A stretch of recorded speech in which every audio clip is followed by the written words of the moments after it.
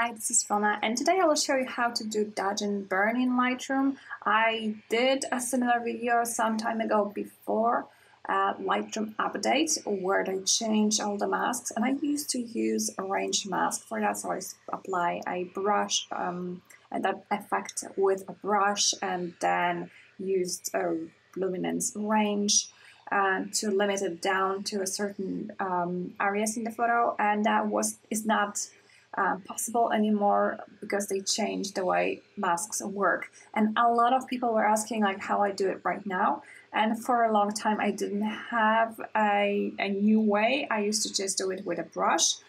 But there's a new way right now. Actually, it's been there before, but I did not know about it, and I just recently discovered it, so I just wanted to share.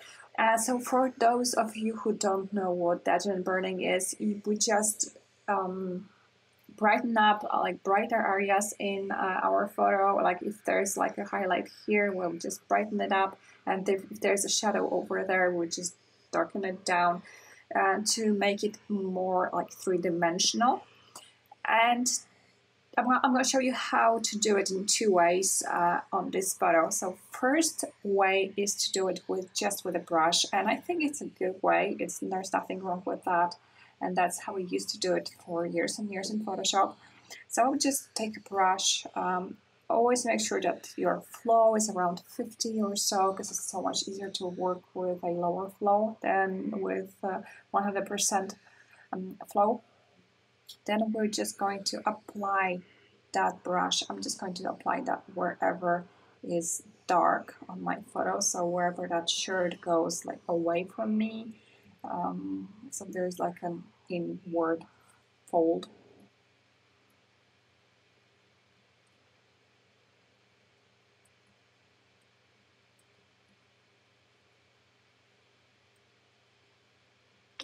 And I'm just going to lower down the exposure, and the other mask, the other brushes is going to be the opposite. So wherever I see a highlight, I'm just going to apply this brush. I'm not being, right now it's a little painterly because I'm not just going over every little detail, and that would take me forever. I'm just going to be more or less precise. This is the effect that I got here. I'm just going to click down here. As you can see, it just became more three-dimensional.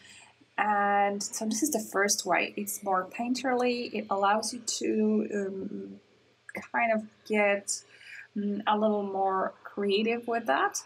But there's a second way that I wanted to show you, and this time I'm going to turn off the masks that we just did to show you the other way.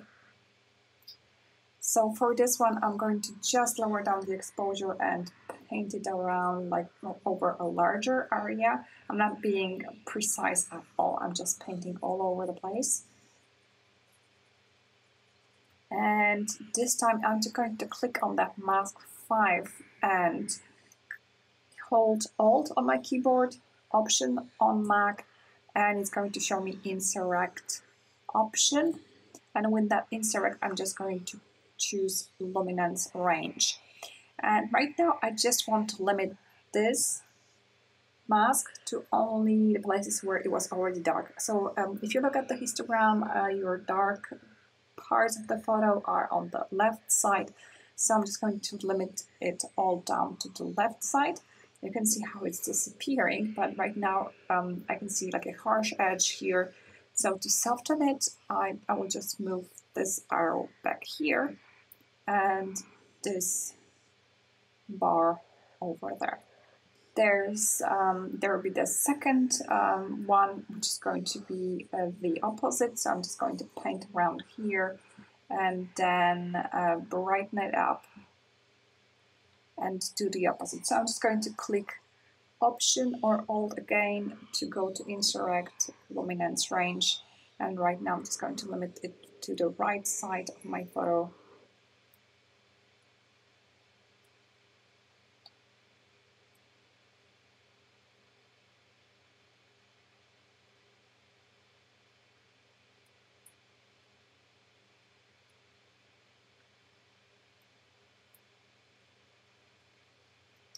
So this is how this worked out. Again, we're getting that more two-dimensional look, but right now it's a little less painterly, but a little more precise. So depending on which way you want it to be. So this is the answer to those who liked the previous way with luminance range. It's just basically the same, just a little hidden, I would say, because I could now that I have to click Alt on your keyboard to get to that insurrect option.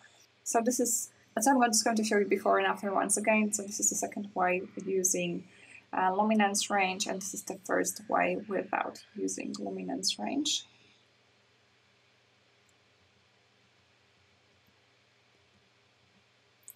And I leave the rest to you, whichever way you like the best. I think I still prefer the first way of doing it a little more manually, and allows me to get a little more creative with that.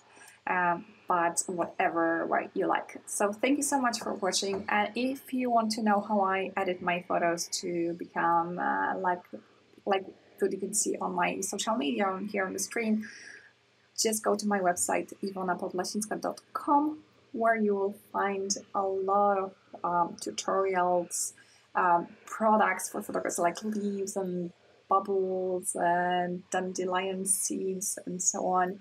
And you will find my online workshop called Light and Story, where you can learn how I also take my photos. So thank you so much for watching, and I'll see you next time. Bye.